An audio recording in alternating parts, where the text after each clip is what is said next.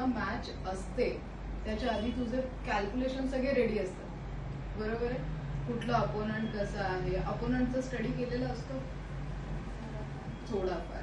तर अप्रतिम आहे कुंडली, काहीही अडचण नाहीये.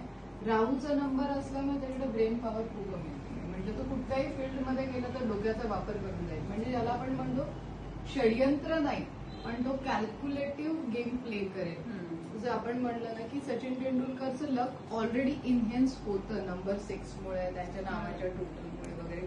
आता आपण याचं लक इन्हेन्स करतोय. उत्कर्षमध्ये आपण डबल एच टाकतोय, इथे आपण डबल आर टाकतोय, ठीक आहे, किंवा डबल के टाकतोय. दोघांपैकी जे पण तुम्हाला कम्फर्टेबल असेल आपण ते करूया. आता ह्याला नंबर 1 वर आणण्यासाठी मी पूर्ण कुंडली बनवते, व्हेरी फ्रँकली स्पीकिंग.